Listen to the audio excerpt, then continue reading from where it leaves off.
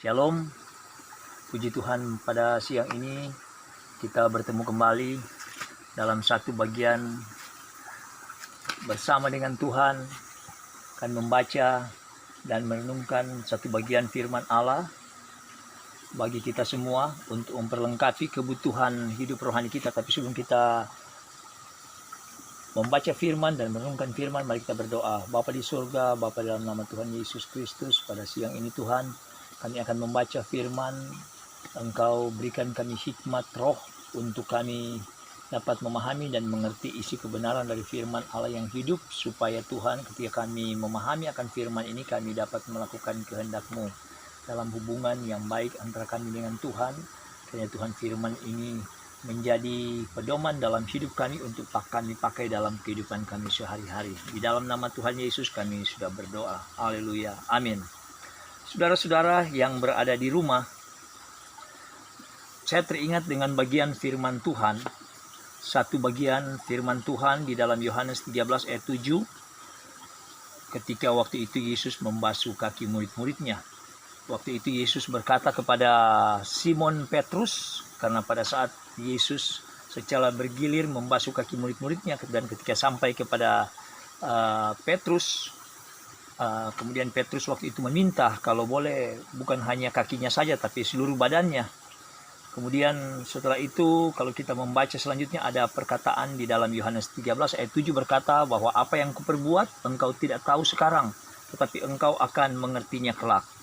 Saudara-saudara, kalau kita melihat keadaan sekarang ini, bahwa di mana-mana orang menjaga jarak, social distancing dan physical distancing, dan banyak yang tinggal di rumah. Bahkan kalau saudara melihat melalui media televisi bahwa setiap pendatang dari luar ketika akan memasuki suatu tempat, suatu daerah tertentu, entah turun dari pesawat atau turun dari kapal laut atau turun dari kendaraan, selalu diperiksa, dan suhu badan selalu di-scan melalui dahi dan diperiksa apakah orang tersebut terjangkit virus corona atau tidak.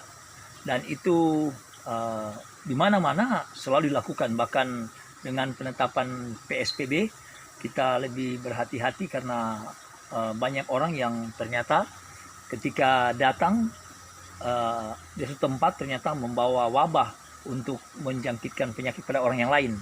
Saudara-saudara, saya pernah membaca satu cerita bahwa ada seorang pendeta yang pernah mengadakan suatu perjalanan jauh ya.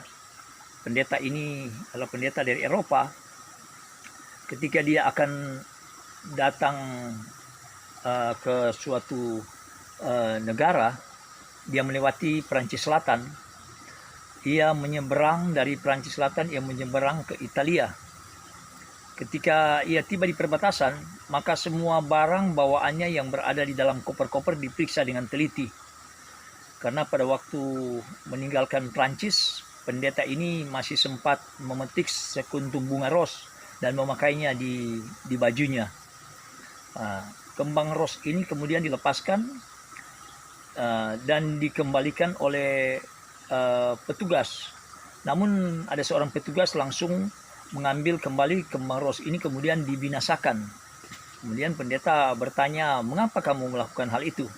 Pada saat itu mereka menjelaskan bahwa ternyata pada waktu itu sering terjadi suatu kejadian hama yang membinasakan kebun-kebun anggur di Italia, di mana sesudah diselidiki kemudian ternyata bahwa hama serangga itu berasal dari Prancis.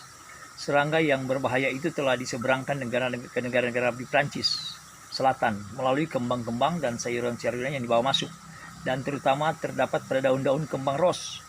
Tentu saja yang bawanya itu tidak menyadari hal itu. Saudara-saudara, kalau kita lihat virus corona ini, ketika dia mulai awalnya dari Wuhan, kemudian setelah itu dia mewabah ke seluruh dunia, bahkan sudah ratusan negara telah mengalami pandemi terjangkitnya wabah ini.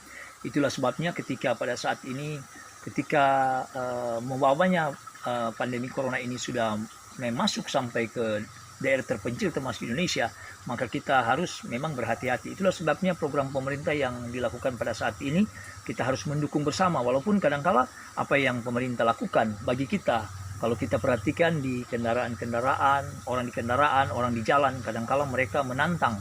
Bahkan saya menonton sendiri ada anggota dewan yang tidak suka dengan cara-cara yang dilakukan oleh petugas-petugas ketika mereka sedang melakukan pemeriksaan, melakukan pengawasan di jalan-jalan. Kebanyakan itu kadangkala menjadi pertentangan di perjalanan. Tapi kita kadangkala seperti dalam firman, kalau kita perhatikan, kadangkala kita seperti Petrus, bahwa apa yang petugas buat kadangkala kita tidak tahu, tetapi suatu saat nanti ketika kita mengerti, kita tahu wabah ini, baru kita mengertinya kelak. Itulah sebabnya kepada mereka yang tidak tahu bagaimana berbahayanya virus corona ini, harus memahami benar-benar bagaimana supaya tidak terjangkit. Apa yang sudah dilakukan oleh pihak pemerintah, baik di pusat maupun di daerah, bahkan sampai di desa-desa, kita harus patuhi bersama apa yang sudah diatur supaya virus itu tidak membawa di daerah kita. Seperti tadi dalam cerita kita melihat bahwa walaupun dia seorang pendeta, ketika dia menyeberang ya dari Prancis ke Italia, ternyata dia mengambil sekuntum bunga.